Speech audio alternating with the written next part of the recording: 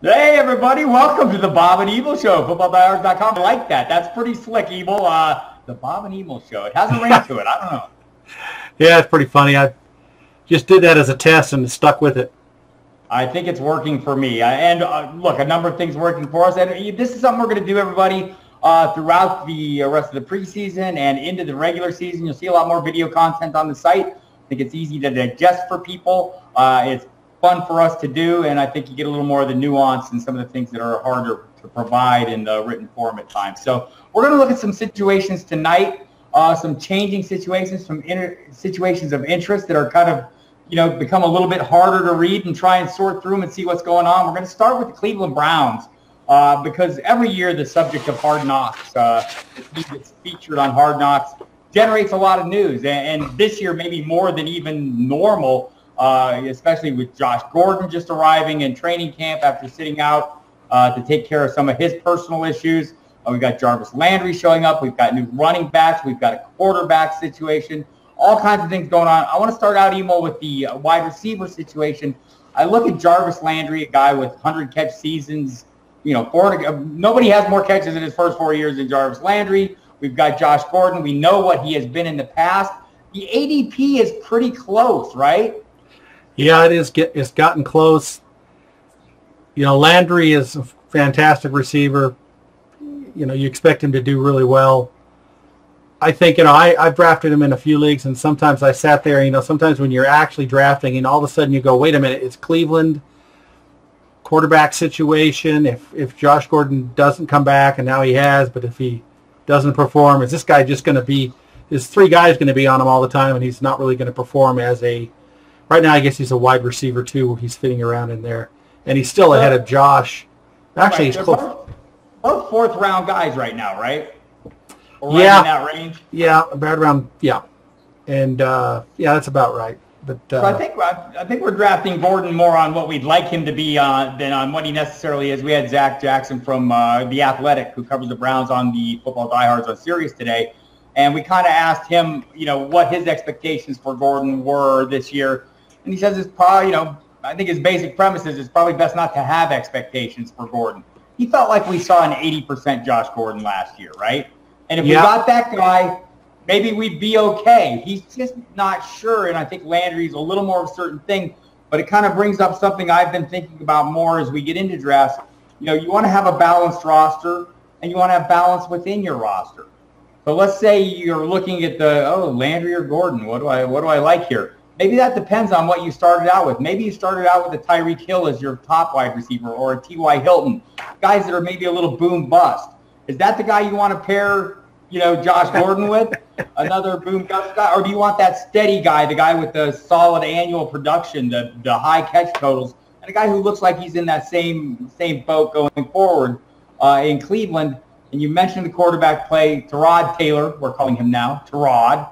I did that right. I think he's locked in as a starter. I don't think we're going to see. I mean, it's going to take a disastrous season, something we've seen them have only last year. So, look, that's within the realm of possibility. I think it's an improving team.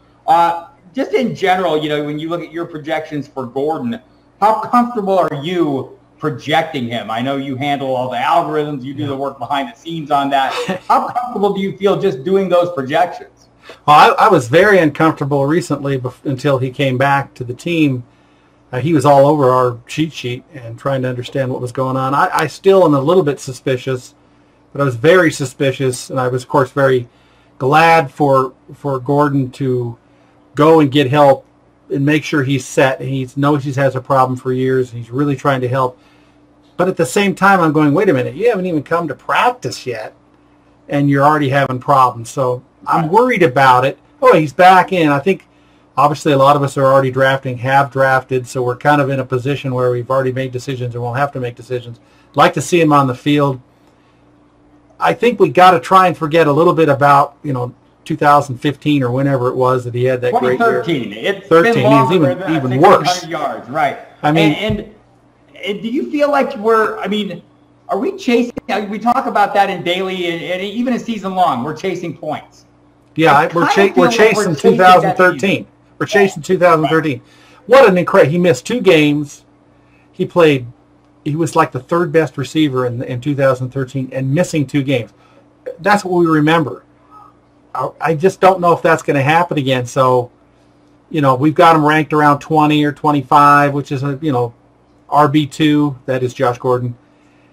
I think that's, really more of the expectation you should have, or maybe even not that much. And, of course, if you're drafting a little later here, maybe you'll be able to see him in preseason, and maybe, we'll feel a little more comfortable that something all of a sudden pop up that's supposedly not supposed to, like a violation or a missed drug test, which they say is not supposed to happen, correct, Bob? Or said it did not happen, right? This is just kind of a negotiated deal. The NFL, he felt like he needed to get a little more counseling at the time. The NFL got involved, and this sounds like kind of a deal where the NFL is saying, yeah, let's get this taken care of. I guess I look at Tyrod Taylor. So if you've been watching Hard Knocks, you see that every time Baker Mayfield takes the field, they show no incompletions. There's a swelling of dramatic music. I mean, clearly this is a television show, right? Because it does not reflect what Zach Jackson told us today. There is no competition at quarterback. Zero competition. Tyrod Taylor is it. We have not seen, even in practice, Baker Mayfield working with the first-team offense. Wow. Because that's not the plan.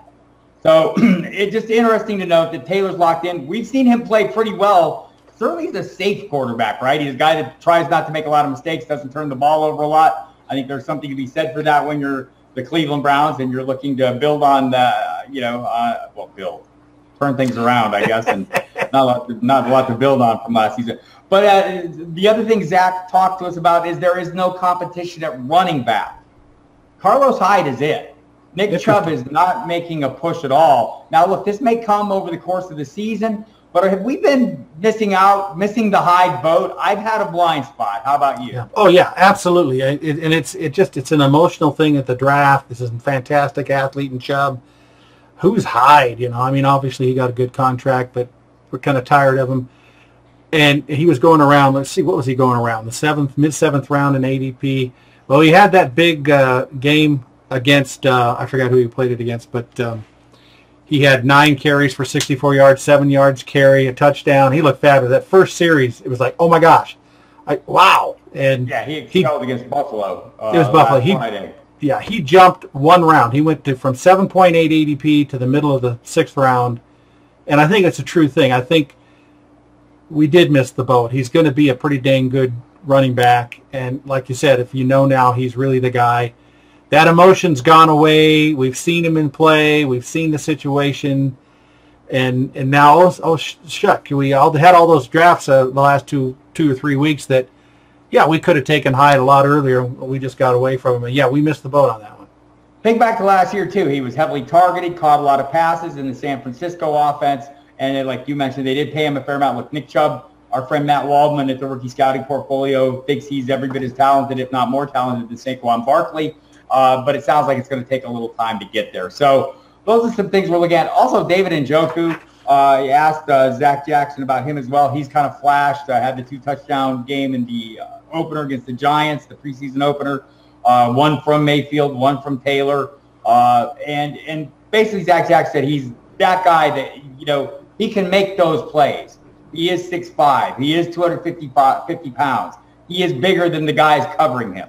He's going to make those flash plays. It's whether he can do it consistently is going to be the issue for him, but certainly in line for a breakout. So interesting stuff there. Another situation that's driving us all crazy right now. We were pretty sure when the draft capital Seattle invested in Rashad Penny, you would think that they realized they had Chris Carson.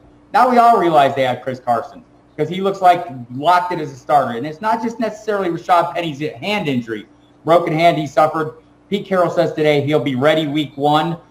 He's gained, by the way, Rashad Penny now 236 pounds. He weighed 220 at the combine. Now, I'm guessing this is good weight he put on, but I think what a lot of players find, and you look at it even this year, guys like Leonard Fournette, slim down. You see a lot of running backs. They come in, they think they need to bulk up to handle to handle the abuse. Maybe they do, but most of them end up wanting to slim back down in their second year because they feel like they're more explosive. So we have a situation right now where a lot of people drafting prior to training camp have an awful lot of shares of Rashad Penny and not so much Chris Carson. is the ADP switching on those guys yet? Oh yeah, I don't have the exact switch. It's getting closer. Actually, Penny is still in the early 6th round, and Carson is late 7th round. So it still hasn't switched, which means value.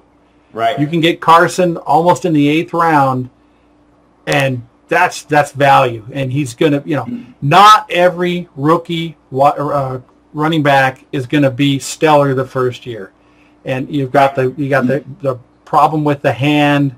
He hasn't been in. And Carson's doing well. Okay, why did they draft this guy then? Yeah, because they need more running backs. They need more running backs. They always have, right? I mean, that's the thing with Seattle. They never have enough bodies. They bring in Brian Schottenheimer, a run-oriented, one of the run-heaviest offensive coordinators in recent memory. We haven't seen him for a few years, but that's what he's all about. And they're going to see a lot of that. Dan Graziano from ESPN did a report shortly before the injury saying the plan for Seattle is to have Carson be the lead guy. And look, they think Penny can catch the ball, and he can. So maybe they use him in that receiving role. J.D. McKissick now out for 4 to 6 weeks with a foot injury. C.J. Prosise has not been reliably healthy, available over the course of his time there. So basically Graziano contends that the plan all along was not to have to use Penny much. I don't know why you use that kind of draft capital on a guy you're not going to use that much. But they did it. Well, if it went well, he may still get in the second half of the season. They probably saw he was a good player. Sometimes it takes 2 years sometimes it takes longer. It's not like, it doesn't make sense to us. We're sitting back here. We want to see that rookie, the shiny new toy. But really, right now, Carson's a really good value in your drafts. And late 7th round, and another thing to do is plan on him. Plan to say, I can get this guy in the 7th, let's say, or maybe you want to take him in the late 6th, depending on your position. And I can say, I think that may be an RB2 or a quality RB3 or flex player, and then you can draft accordingly and know you're going to get that guy who most people are going to overlook. Right, and that's an interesting view. There's another situation, another rookie that we had high hopes for based on the draft capital expended and kind of his playmaking ability, a home run hitter. The Tampa Bay Buccaneers drafted Ronald Jones, too, out of USC. And right now, I think the latest word was Tim Spencer, the running backs coach, told the world, well, I see why they didn't throw him the ball a lot at USC. Can't catch, right? So, and Peyton Barber, the guy who led the team in rushing last year, who came in when Doug Martin came up short and failed and had his issues and kind of led the team in rushing, is now firmly locked in. Another guy who slimmed down this year and seen the benefits of being more explosive. He seems to be locked in, at least for the early start. To me, he's still a really good value, Peyton Barber. Yeah. I'm getting him almost into, not the double digits anymore, around 9. He's still there. His ADP right now is 11.01. But like you said, 9, 10, depending on how you want to plan him. I've taken him in a lot of drafts. Again, that's value when you get it in the 10th round, and maybe the guy is quality the whole year. You would expect to get the rookie in late if he's starting to get ready, but so you got to say maybe I won't get all 16 weeks. And of course, you want to have a strong finish, but the 10th round, and he's going to be the starting running back. That's value. Another flip-flop value situation for what you thought was a rookie coming in at running back and starting. Not the case. Maybe the hope is that Barber, even with, let's say, Jones hits stride and turns into the guy that they expect him to be when they drafted him and the big playmaking threat. And he is definitely a guy who can take it to the house every time he gets the ball in his hands. He's got to hand it to him, apparently. Can't throw it to him. But maybe even when that happens, when the switch flips for him, maybe Barber remains as a trusted goal line back. That's kind of an issue. You got to hold on, secure the ball. You got to protect the quarterback, doing all the things you need to do. That's a good point. So I think, those are a couple of rookies that are coming up a little short. One rookie that's not coming up short in the running back position is Royce Freeman, who seems to be a guy, certainly eyeball test-wise, on the rise, a guy that, look, I keep saying this, we've seen the Devontae Booker show. We see what happens when the Broncos try to pound the Booker-sized peg into the feature back-size hole. It just doesn't fit right. He seems to be better suited to an auxiliary role or an ancillary role, that satellite role. And Freeman looks like exactly what they drafted him to be, that early down hammer. What's the ADPs look like there? Oh, I just saw it and it disappeared. He's way on the rise. He is way on the rise. And my screen performances. Oh, huge. Like you said, he's pardon me. Right now his ADP is late 4th round. Right. So he's into the 4th round now. And I can remember him in the 6th not too long ago. So I think that's the thing. You know, we heard all the reports going into camp were the same, that he is, you know, that Booker's the guy, and look, Booker was the guy until he wasn't, and now he's not. And so you need to pay attention to those things. Check out the website. We have the camp news and everything in the August update that will have you covered on that. And you can kind of see how these trends go in terms of playing time and production. But this is one that's turning out the way we wanted it. Yeah, and it's, as a matter of fact, it's almost gone too far with that great performance.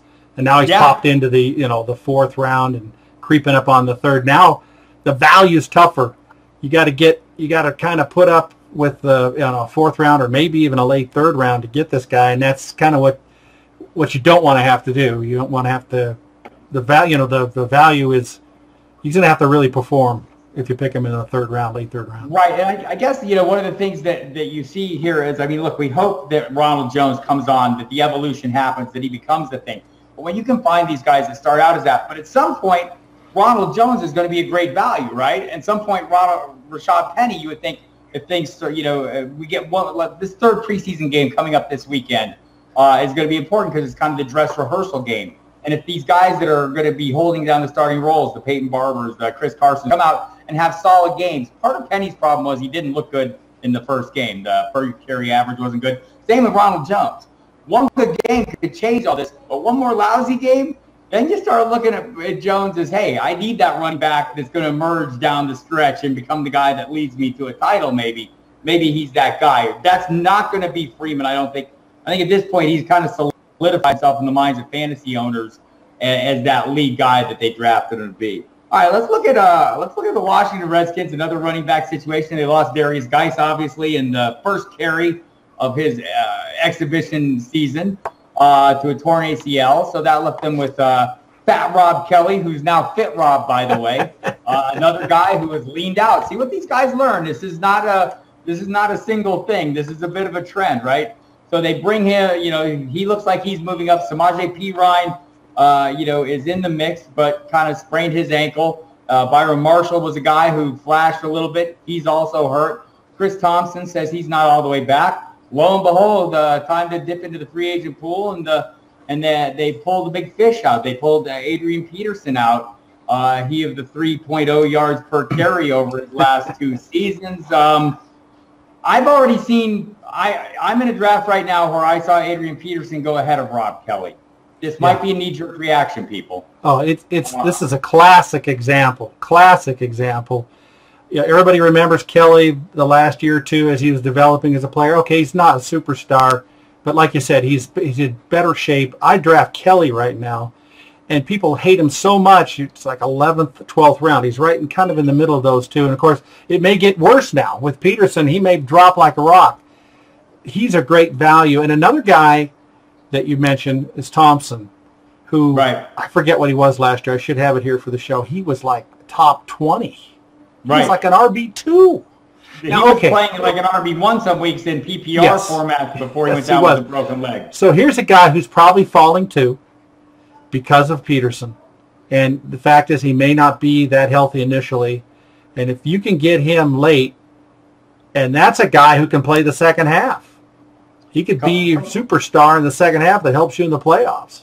A couple thoughts on this one, just in general. When you look at the money paid, the investment made in Adrian Peterson, veteran minimum, no guarantees. They pay him nothing unless he's on the roster week 1. If he doesn't make the final cut down, which, you know, look, I suspect he will. I just suspect he's more the guy we've seen. There were just enough spikes, like the game for Arizona last year against Tampa Bay, where he looked, wow, he might almost be Adrian Peterson. Well, he's not, but he looks enough like it. So my initial reaction was when they signed him was make sure everyone in my league knows he's there and looks phenomenal. And while they're all chasing the lure, I want to go out and catch the fish, the real fish in this case. To me, Rob Kelly, still the starter. No one said otherwise either. Jay Gruden is pretty much, you know, say, hey, Kelly is still our starter. Maybe it changes. I mean, crazier things happen. Adrian Peterson looks to me now to be a guy who can handle a solid workload and give you really pedestrian production for the most part. But right now, P. Ryan gets hurt. I mean, what do they have? They need some potential help. Yeah. Now, another interesting thing is I've been in a couple drafts since the Peterson, right at the Peterson signing, and I see P. Ryan, or maybe just before also, one of them was, I see P. Ryan going before Kelly. People just don't trust Kelly, which gives you, the drafter, an opportunity to get this guy really late, 11th, 12th round, maybe even later, and you've got value. The guy could start. He could get you production. It's a little bit skewed, but I got him in a current IDP league I'm in the 28th round. So pretty high. Well after Peterson, by the way. Peterson went a few rounds before, so obviously a very odd league configuration, but it kind of gives you an idea. People just aren't paying a lot of attention to him. And I guess, look, you look at this offense, we're looking at the Jameson Crowders, we're looking at the Jordan Reeds, who's healthy, had the bones removed from his toes so he could no longer break them. Ouch. And look, they bring in Paul Richardson, pay him a boatload of money. I think we're all, and Alex Smith, we're all kind of focused on the passing attack and overlooking the fact that Jay Gruden does want to run the ball. I mean, that run sets up the pass in that offense. So very interesting to watch this third preseason game, see what you see from Rob Kelly. If you see something positive, don't hesitate to go after him. Let the other guys go after Adrian Peterson. And if he turns back into Adrian Peterson, you'll be congratulating them, but feel like you still made a reasonably wise move, because I don't think it's happening. I will say, again, Matt Waldman did a film study of him and thinks he's, not the same guy, clearly, but that he's a capable guy still. And I guess if, and there may come a point where that's appealing to Washington, or that's what they need, but I think there's going to be ample doses of the other guys. Even if Peterson emerges, you're still going to get plenty of Chris Thompson, so that makes it a little difficult. Another guy that we're looking at, an older guy who shows up and to dash our hopes or foul the water, muddy the waters, is in Miami, where Frank Gore goes to his hometown, Miami Dolphins. Had Marcus Grant on my radio show today from NFL.com, and he was commenting, I'm pretty sure in 2040, when Jeff Bezos is in his fourth term as quarterback, that Frank Gore will still be a starting running back for somebody. And he may look, I mean, the number, he continues to produce. Adam Gase seems to like him, but what does this do to Kenyon Drake for you, Emil? Well, gosh, Drake had such a great second half last year, phenomenal, and I worry about Miami. They just seem to be a quirky team. The good thing about it is, Drake is not ultra high. You may be able to get value. I still like Drake. I know that it's tough when you want to hit that draft button. You think Gore, not Gore again, and he's definitely going to get carries. I just believe that Drake's going to be the guy, and if you can get him at a reasonable position, that he's still valuable to take and could end up being an RB2. So just in case anyone missed it, the reporting today suggested it was Armando Salguero, who's been covering the team for a long time. His premise was, and I want to make sure I have the words right, because I think it's important to dial this in. Let me bring him up here. He basically said Drake may start and be plenty busy, but Gore might start. And maybe then the Dolphins may start Gore and give Drake a lot of carries as the backup, or vice versa. Could be either way in Salguero's mind. Look, I think Gore is there because Drake is a little bit of a hothead. Maybe needs somebody around to mentor him and teach him how to be a pro football player. And I think they were pleased with what they got from Drake late last year, as well they should have been. Fantasy owners were too. And I would expect more of the same from him. I think he's the guy we saw. One of the things that encourages me about Drake, when he came out of the combine or came into the combine as a rookie, one of the knocks against him was he was a horrible pass protector. He has gotten better. He has improved noticeably at that, coached up. And I mean, sometimes you think about these guys that have a weakness in their game, and they turn it around. That tells me something about the player as well as the coaching. And, they seem to be, I do think that he has some maybe maturity issues and stuff. Maybe Frank Gore is there to help him. But Frank Gore is still Frank Gore. He's not going anywhere, and he's still going to produce. So as you look at the current price, I mean, I don't feel good every time I draft Drake. I look at the current, NFL 10's ADP. It's not horrible, but it's not. It's kind of like Jay Ajayi, right? Do you feel good about drafting either of those guys where they're going? Right now, we've got Drake at the 35th player overall off the board, and I think what's ahead of a guy like Alex Collins, who I might be a little more comfortable with, ahead of Jay Ajayi, who I am also equally uncomfortable with. I think those, that range, if you maybe pick one, I might want Collins, but I might be missing the boat on Drake given the upside maybe that Collins doesn't have. Well, Drake right now is 4th round, which is, pretty high for a guy who you're uncertain about. Now, think about his potential, though. He could end up being a really solid wide receiver, 2. Running back 2. Running back 2. Sorry, I'm a little tired today. And even though Gore's there's always going to be somebody there competing. So, and just to add to this, Cameron Wolfe, who covers the team for ESPN, he wrote late last week, even if the Dolphins haven't admitted it yet, Kenyon Drake will finally get his chance to be the Dolphins lead back in week 1. So there are conflicting reports, right? Yeah. And you look back over the last 5 games, 444 yards over those games. I think for me, when you look at the guys in that range, maybe I'm a little more comfortable with Collins, but I'm definitely more comfortable with Drake than I am with Ajayi, who I think the Eagles are going to continue to split way more than I want them to. And look, we're looking at running back 2 range right here. So, and you're looking at a ceiling that, like you said, Ajayi has more bodies around him. They like to go to a lot of people. They do a lot of different things. I don't think Miami's that clever.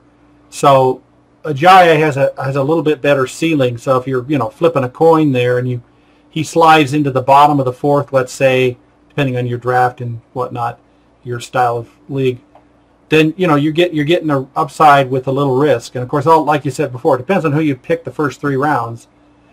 Do you need a guy with a little risk at that point? Is that going to be, you got solid players above you? Maybe it's time to take a moderate risk. Right. So look, I think again, balance within the balance of your roster as well. If you have a really solid guy ahead of him, or you've drafted 2 running backs and you somehow get him as your 3rd, you feel a hell of a lot better about it. And so. If you have Ezekiel Elliott, a guy, that high floor guy, or if you have one of the top 4 guys, any of those top 4 guys, or even someone you just feel comfortable with, it's a little easier to go with a guy like Drake. I want to just touch on the wide receivers there. Kenny Still's back on the practice field today. He's been dealing with sprained ankle. His price has been pretty good, but Devontae Parker's price is dropping like a rock. In our best ball draft 2 nights ago, was it? I got Stills went in the 9th round, which I think is a reasonable, not an unreasonable value for him. But I got Devontae Parker in round 12 in that draft. And I think, look, there comes a point, a lot of negative news. He's got the broken finger. He'll probably be questionable week 1. We've heard that he struggled against the coverages in training camp, that the chemistry isn't there with Tannehill yet.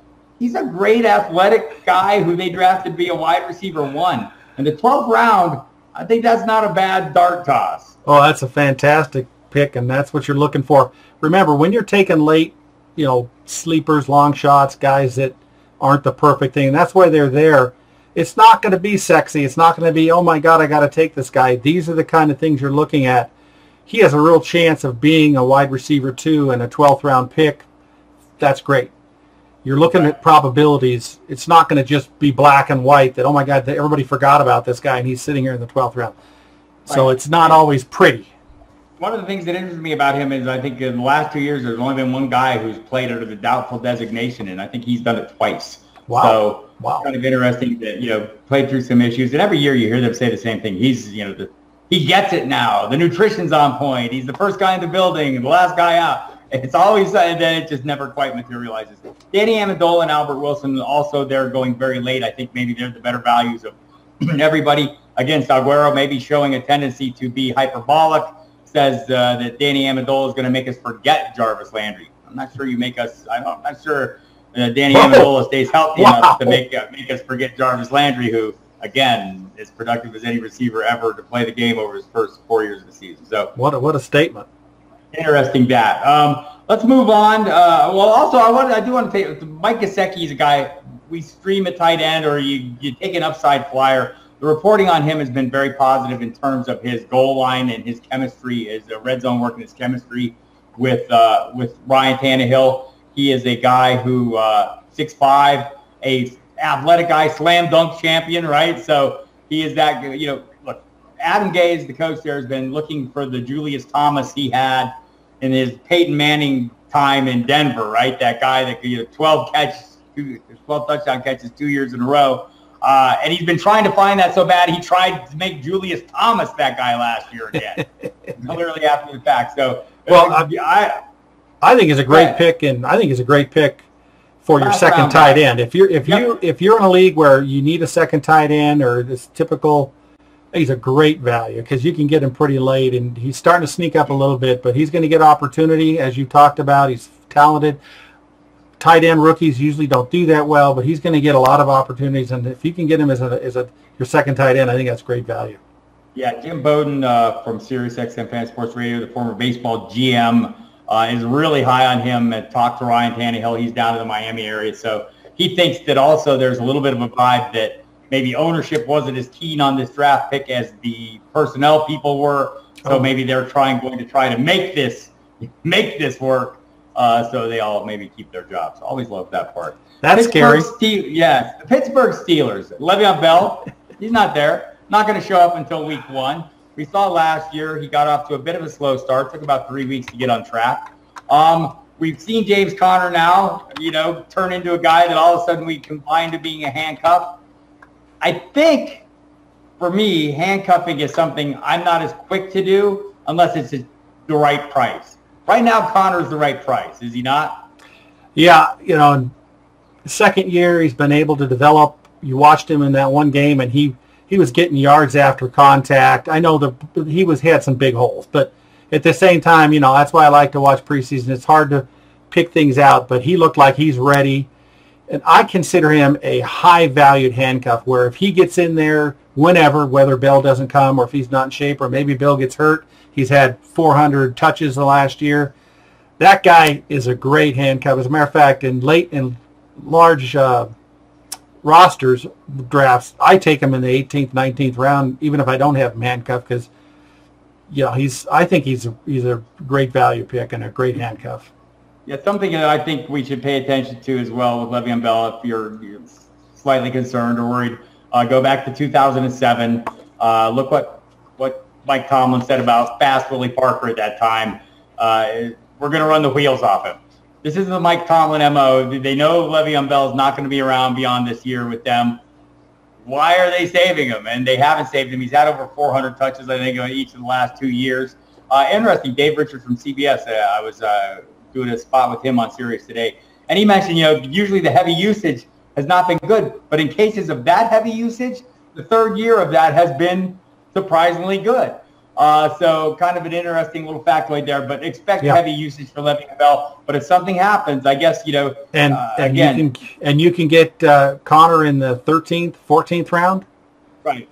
And that's my thing. I'm not looking to pay the handcuff premium. We saw that in recent years, in Houston, whoever was behind Arian Foster would go about 3 rounds higher than I wanted to pay, And we're not seeing that here. And we probably shouldn't see it here. But it does make it a little more of a viable thing to me as well. So definitely. That brings us to another, kind of similar thing. It's not really handcuffing, but let's say we want to draft an upside quarterback, Damon. And who has more upside? Who's that guy right now more so than Patrick Mahomes? The Kansas City Chiefs moved on from Alex Smith. This is an interesting thing to me because you have a quarterback taking you into the playoffs, or essentially an Alex Smith. Maybe a bit of a game manager, uncorked it a little bit last year, perhaps because they drafted his replacement while he was still there, unnerving, and it seemed like he responded. But we saw a little flash of Patrick Mahomes in the final game last season. So if you're an NFL team with a coach and a personnel team, Andy Reid's your coach there, knows a little something about quarterbacks over the course of it. If you let go a playoff quarterback to play the new guy, that should tell you something about the new guy, that he does have that upside. We saw a flash of it last week. We've seen both sides. Early in camp, 7 interceptions the first week. When we see the last weekend's game, the 69-yard touchdown pass to Tyreek Hill. which we're all hoping happens every single play there, whether it's the Tyreek Hill, whether it's Travis Kelce, whether it's Sammy Watkins. But it's a risky play, so how do we handle that? Well, yeah, he's still not going. He's going around 12th, 13th quarterback in your league. Maybe a little bit higher, but not much more. Especially after the 6-down, he may pop up a little bit. People are still scared of the newness, the interceptions. He's going to have some bad games. So if you want him, you can get him a little bit later, 8th, 9th, 10th, 11th, if you want to go up a little bit. But you need to get a streaming quarterback. Something that Bob and I have done years. If we draft quarterbacks late, and immediately soon after, you need to take a second quarterback, in our opinion, a little higher quality. Now, the nice thing on our website, we have a tool called Streaming Quarterbacks under the Tools section. And the 2 quarterbacks highest that match him well for streaming is Phillip Rivers and Jimmy Garoppolo, who both of them are going around the same time that Holmes is, maybe Rivers a little late, maybe a little before. So you can take Mahomes and one of those 2 guys, or somebody else that you like better, and have 2 quarterbacks, and then you're a little more protected.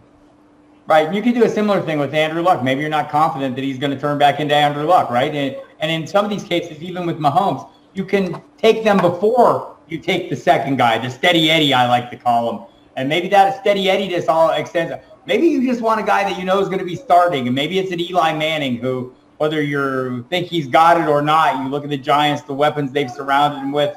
They've made some upgrades to the offensive line, bringing in Nate Solder, drafting Will Hernandez early on. So I think look, that's the thing, is finding a guy that you're pretty sure is going to be starting, whether it's Andy Dalton. There are obviously more ideal guys. I love the Phillip Rivers in this role. Matt Stafford even, and maybe you go Stafford first, but those 2 guys are the guys I've been looking at the most this year. It's been Stafford and Rivers as my steady Eddies, and they got a ton of upside. And don't overlook Blake Bortles, who his reputation is, if I was to channel my inner Jalen Ramsey, I would say he's trash, right? You look at him play, but you look at his finishes. You look at what he's done as a fantasy quarterback the last 3 years. Last year was his worst finish. It was 13th. The 2 seasons before that, he was 9th and 4th. Yeah. Right? So, don't overlook the fact that you can get a guy that you're confident he's going to be the starter. You're confident in what he's going to do, even if the ceiling's a little lower. And you can feel a little more comfortable about getting that potential high ceiling guy in say, a Patrick Mahomes. Totally agree. And it's just something you need to think about. There's risk with him, and there's great upside. So plan your second quarterback to, in mind that may end up being your starter for a handful of games. Yeah, and mitigate the risk. I do it all the time with an array of players. Look, if you're drafting Jordan Reed, he's a great value, but you know the problem. So mitigate that risk. Get a Ben Watson late. Get a guy you're pretty sure is going to be on the field with some reasonable amount of feeling that or confidence that he's going to get the job done. So. All right, we've run through those situations. This is our first Bob and Emil show of the season, or is it an Emil and Bob show? I might have misread that. It's a Bob and Emil. It's a Bob and Emil show. Bob and Emil thing. But we'll be doing this on a regular basis going forward. I'll be doing more videos in the season this year too, more injury stuff to recap the day, short videos that you can get in, take a quick look, get caught up to speed, and then you can go look for the things, the more detailed, in-depth information that's available on the site on those situations you find them. So look forward to seeing you all season long. And Emil, thank you for the time. Let's do it again soon. It was a blast.